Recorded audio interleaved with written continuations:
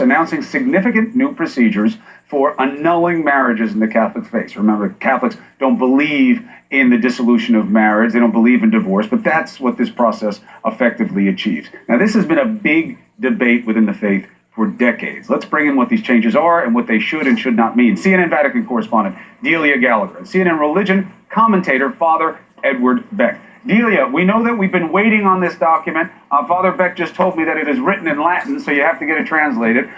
Do we know some of the specifics of the streamlining? Well, your translator's right here, Chris. We just got it hot off the presses. They're having a press conference right now to try and elucidate some of the language because it's written in Latin and Italian and very heavy juridical church language. But I've gone through it a bit. These are some of the highlights. The main 2 points which people were complaining about was the length of time it took to get an annulment and the cost of an annulment. So what the Pope has done has gotten rid of one of the church tribunals that had to place a verdict. Before, you had to have 2 church tribunals to decide whether or not you could have an annulment. He is now reducing that to only 1 church tribunal, hence the length of time. It will take less time.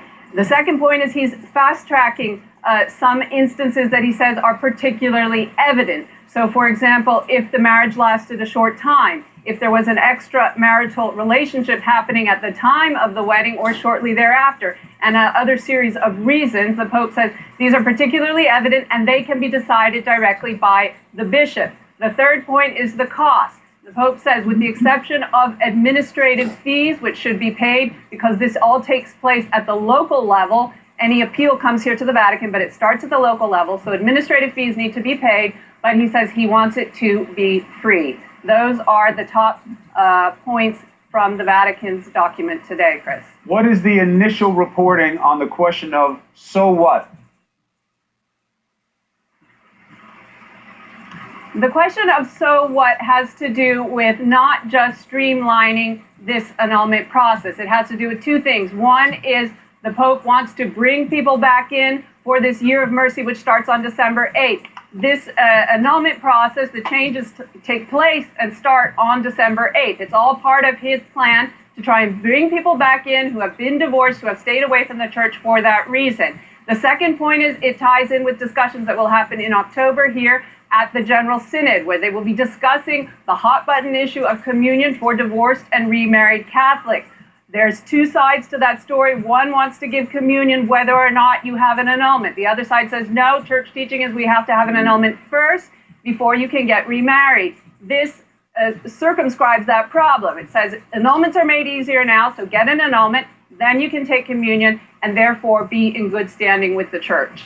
Oh, very well laid out. Father Beck, you write it in Latin, you use the word synod, which is Greek. You guys are all over the map in terms of how you try to express yourselves. This is supposed to make it easier, but it's going to create division within the church because it will be seen as not just streamlining, but easing the responsibility of marriage and staying in it. Where does it come out? I don't think so. As a person who sits in a confessional and a counseling room, when people come to me and they say, look, my marriage is not working.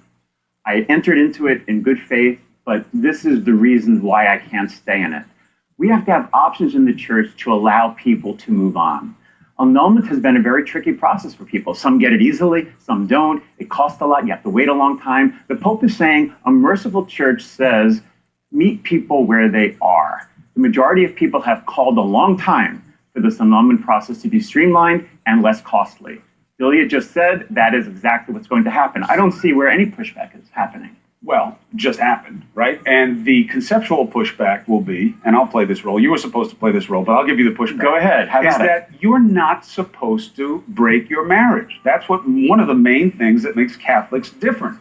Now, no matter what you describe it as, you're making it easier to do exactly that. And that goes against which is a covenant. It is a sacrament within our faith, and you're making it easier to have. Annulment is different from divorce. What annulment says is at the time the marriage was contracted, the validity was not there because the people were not able to validly contract it. So you're having an affair at the time you're ready to get married. Which the Pope laid out as a specific example. So how can you say in all good faith yes to this marriage? You can't. So the marriage is null and void.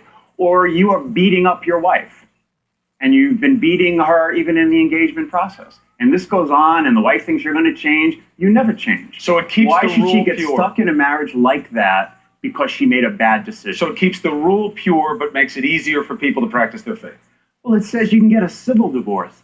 What about the sacramental divorce? Right. The sacramental divorce is the annulment. It's saying that you didn't have what was necessary to validly contract the marriage. And the church recognizes it. And we'll see. Well, when you say the church, we'll see, because there's going to be a lot of voices that come out on it, but the biggest voice is spoken, and we'll see where it goes from there. Father Beck, thank you very much. Delia, as always, appreciate the information and the analysis. So, what do you think? You agree with Father Beck? Of course you do. But tweet us anyway. Use the hashtag NewDayCNN.